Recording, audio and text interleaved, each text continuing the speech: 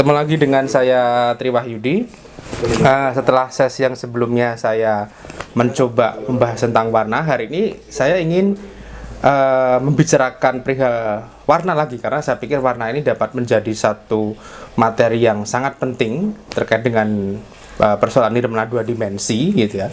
Karena akan ada banyak sekali yang akan kita bicarakan dalam nirmana dua dimensi, baik di dua dimensi ataupun tiga dimensi. Saya pikir akan ada banyak pembicaraan di sana, kan? Tapi di dalam nirmana dua dimensi tentu akan lebih banyak lagi, gitu ya.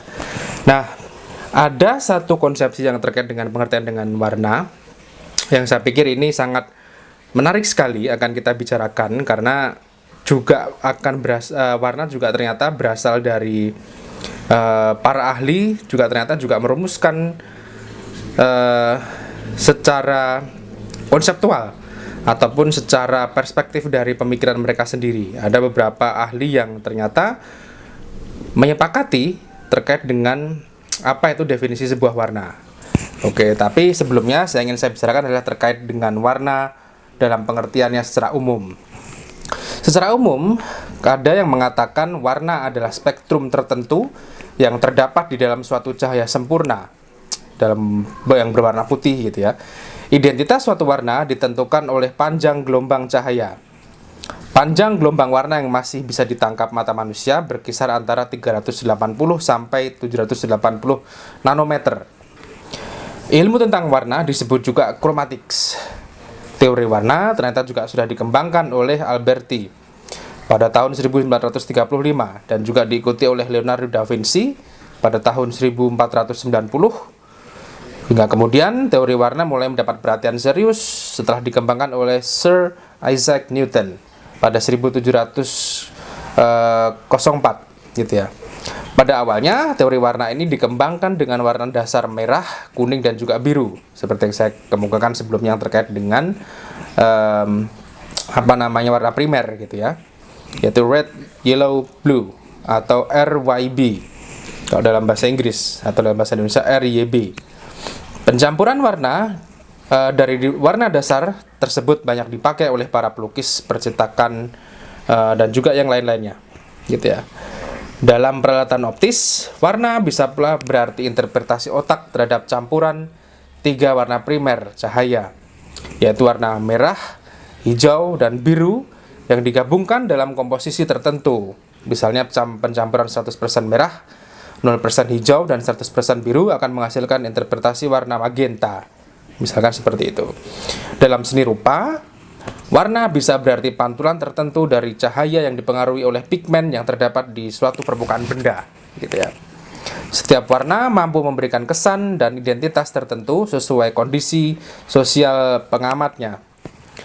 Misalnya warna putih akan memberi kesan suci dan dingin di daerah barat misalkan, karena berasosiasi dengan salju. Sementara di kebanyakan negara timur, misalkan di negara timur, warna putih memberi kesan kematian dan sangat menakutkan karena berasosiasi dengan kain kafan misalkan.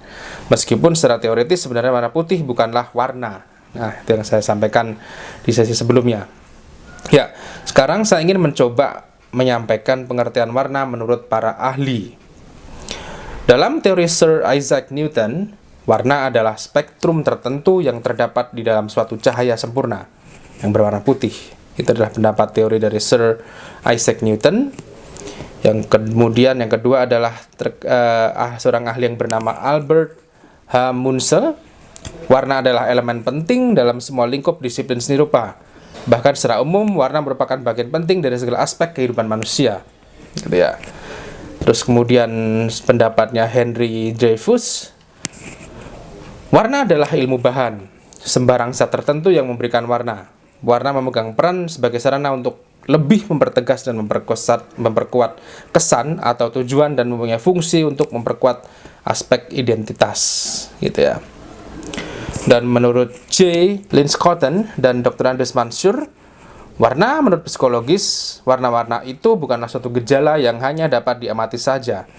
Warna itu mempengaruhi kelakuan, memegang peranan penting dalam penilaian estetis, dan turut menentukan suka tidaknya kita akan berbagai macam benda. Dari pemahaman di atas dapat dijelaskan bahwa warna selain hanya dapat dilihat dengan mata, ternyata mampu mempengaruhi perilaku seseorang, mempengaruhi penilaian estetis, dan turut menentukan suka tidaknya seseorang pada suatu benda, gitu ya. Ya, kalau misalkan saya bicarakan warna, pembagian tentang warna primer, sekunder, tersieri, intermediate, saya pikir cukup banyak gitu ya. Kali ini saya ingin mencoba membahas yang terkait dengan sejarah penemuan warna. Pada awalnya, percobaan warna dilakukan oleh Sir Isaac Newton pada tahun 1660 dengan prisma kaca, yaitu bahwa cahaya putih terdiri dari warna pelangi atau spektrum warna. Hermann von Helmholtz dan James Clerk Maxwell pada tahun 1790 mendasarkan warna pada cahaya matahari.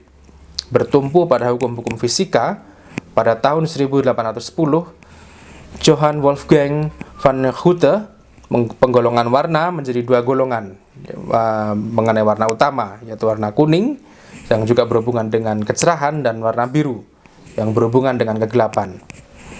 Terus kemudian seorang Michel Eugene Chevreul pada tahun 1824 mencetuskan teori harmoni warna pada tekstil, The Law of Simultaneous Contrast of Color. Dia adalah seorang direktur utama perusahaan permadani di Prancis, yaitu yang mengembangkan teori merah, kuning, dan biru.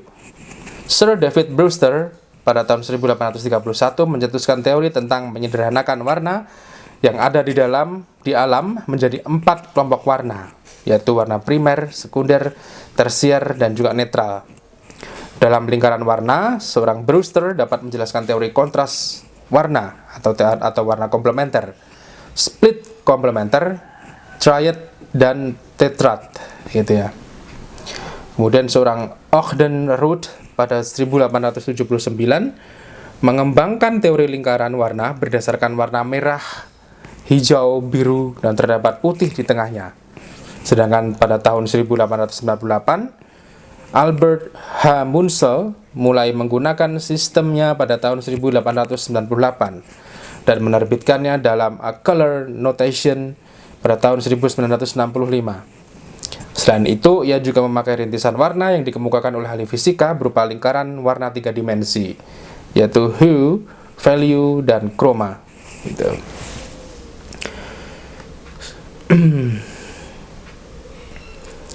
Ya, kemudian ada satu juga yang saya pikir cukup menarik, yaitu yang terkait dengan sebuah teori warna yang juga disampaikan oleh seorang Herbert A. Ives pada tahun 1900, yaitu yang mengemukakan tentang pencampuran warna, yaitu merah sama dengan magenta ditambah cyan, blue sama dengan magenta ditambah turquoise. Hasilnya adalah lingkaran warna dengan warna primer, magenta, cyan, yellow, gitu ya. Terus kemudian Faber-Biren tahun 1934, ia adalah seorang ilmuwan Amerika, juga membuat percobaan sendiri dengan membuat bagan berdasarkan warna tradisional, yaitu merah, kuning, biru. Selanjutnya ia membuat lingkaran warna yang pusatnya tidak di tengah karena menurutnya warna panas lebih dominan daripada warna sejuk. Nah, itulah yang terkait dengan proses penemuan teori warna seperti itu gitu, sejarahnya.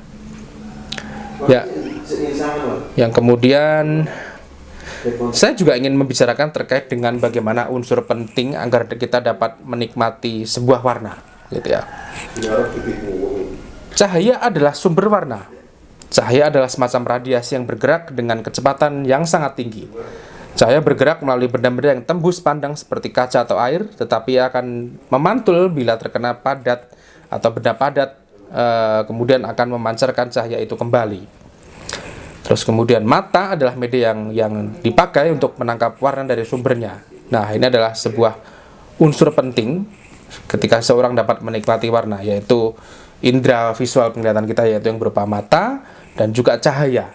Nah, makanya kadang-kadang ada satu warna tertentu yang bisa kita lihat tanpa menggunakan dua unsur ini, yaitu cahaya dan juga mata. Ketika seseorang memejamkan mata atau orang buta pasti hanya akan melihat warna hitam di kesan sekelilingnya. Nah, makanya dari itu ada yang mengatakan warna merah dan hitam, warna hitam dan putih bukan merupakan bagian dari satu warna, seperti itu. Ya, untuk selanjutnya saya ingin mencoba untuk membicarakan lebih jauh yang terkait dengan warna, karena saya pikir memang warna ini bisa jadi akan ada 4 sesi pembahasan gitu ya, karena memang pada prinsipnya warna ini saya pikir menjadi sesuatu yang akan banyak kita bicarakan gitu ya, karena apalagi yang terkait dengan nirmana 2 dimensi gitu ya. Salah satunya misalkan kita bicara juga tentang fungsi, tentang apa itu warna, tentang apa itu identitas warna, bagaimana cara kita mengapresiasi warna, dan bagaimana pencampuran sebuah warna gitu ya. Jadi kita akan mencoba membicarakan banyak hal terkait dengan warna. Mungkin akan ada di satu sesi selanjutnya gitu ya, setelah ini. Saya harapkan teman-teman juga dapat memperhatikan itu dengan baik. Sekian dari saya, sampai ketemu lagi pada sesi selanjutnya. Terima kasih dan salam.